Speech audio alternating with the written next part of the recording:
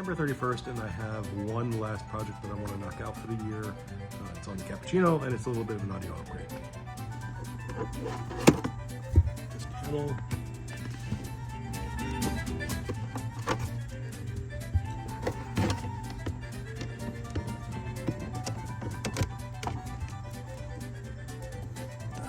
I may break this clip. I can do that because it's my car.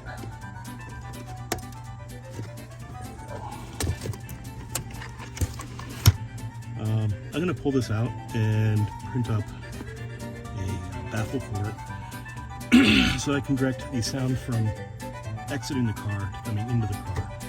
Print up two of them, do both sides. I have already designed the baffle. I did that while I was on vacation last week. Today I am just going to update the measurements based off of the actual speaker that I have in the car. Update the design, print out a example, and see how it fits. So I made the bucket a little bit taller, a little bit wider in this area. I would say I made the flange a little bit wider as well. It's going to print in two pieces, so this back piece will just snap into the front piece, and maybe I'll need to just do a little super glue, but should print pretty quickly. Sorry, getting over a cold. Another issue I'm running into with the audio is that the speaker grills in the original panels are contacting cone surrounds. So that's not so great. Suboptimal, so I'm going to go ahead and cut out the OE grill, and then I will print up something that will pop in here and space it out a little bit, but still protect protect the speaker. Hurts me a little to cut the OE plastics, but needs must.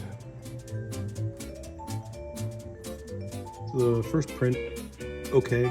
This is the original version. It's a little bit too big. It runs into an issue where it will touch against the outside body panel, which is not good. This is 10 millimeters shorter. Should fit just fine. I'm going to go check that, and then I'll check it with the car. So with a few small touches of some super glue, this is now a speaker pod that I can just go and bolt into the car. And I'm going to go do that now. Honestly, I think cutting out the speaker grills and replacing those is the biggest win. The baffles don't hurt.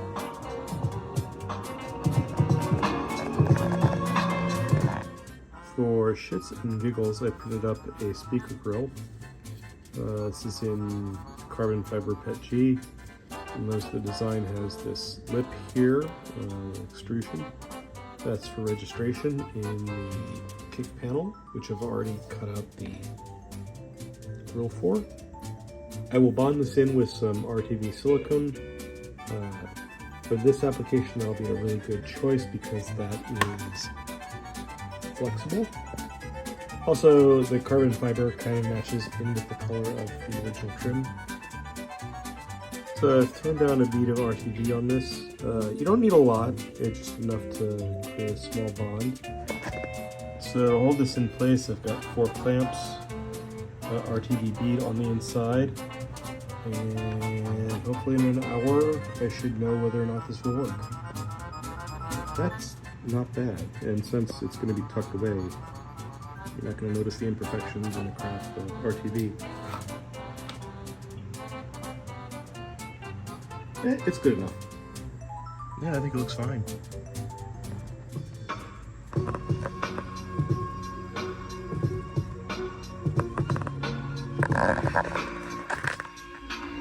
Down here in the depths, you can hear it rattling on the driver's side, so we'll take care of that next. Alright, after much cussing and squirming and stuffing myself down into the footwell of a very small car, I've got speaker back in, kick panel back in. The 3D printed speaker grill looks great. You can see my pedal extension. That actually does help with heel toe. Being able to take the steering wheel off the car helps a lot working in this thing. So after taking a moment to redo all of my audio presets, now that I've done some changes to the way the sound comes into the car. It's sounding pretty good.